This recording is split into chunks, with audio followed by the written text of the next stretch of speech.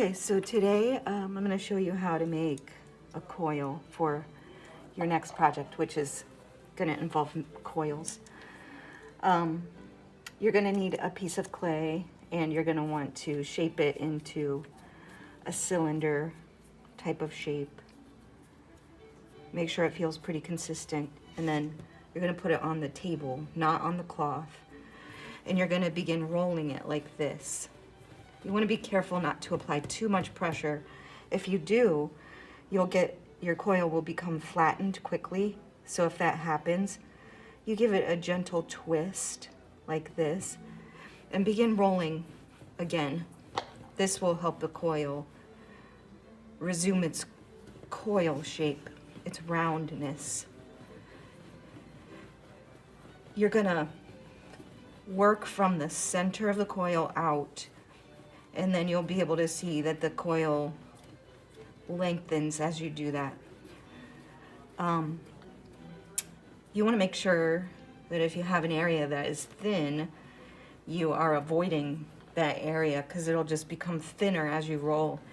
If you have areas that feel a little bit thicker, you want to focus on those until you have a coil that is evenly consistent throughout. And the ideal width for a coil to be for building with is about the size of your finger. Now we're going to practice making coils, and then you're going to create 5 different designs, okay? Because you need variety, okay? You need to have some variety in your coil vessel. So this is pretty good. I'm going to just split that in half, and then I'm going to create a little spiral design. It's pretty simple, and that can be my first design. Once I do that, I want to carefully merge the back of the coil. Also, when you're creating coils, you want to make sure that the clay that you're using is in a good plastic stage. If the coil is too dry, when you try to do this, it will crack, and that can be frustrating. So this is my first one.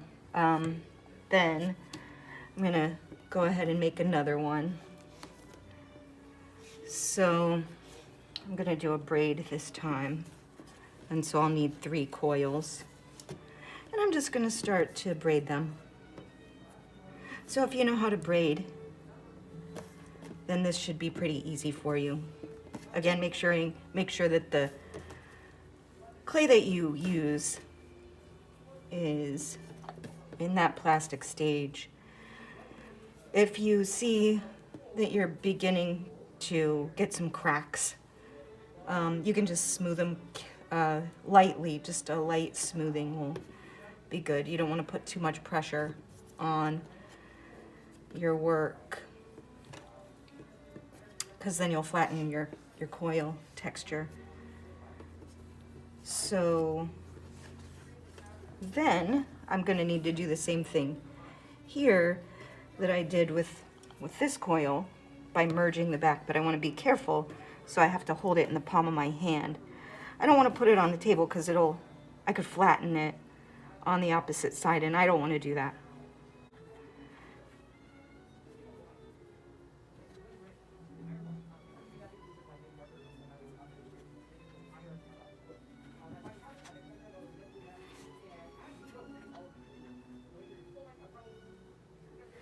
So now I have 2 of my designs, and I need to make 3 more. So you're going to be practicing making coils and making 5 different designs in preparation for your next project. Just focus on trying to get good at rolling a basic coil first. And once you get this, then you're ready to move on to these parts.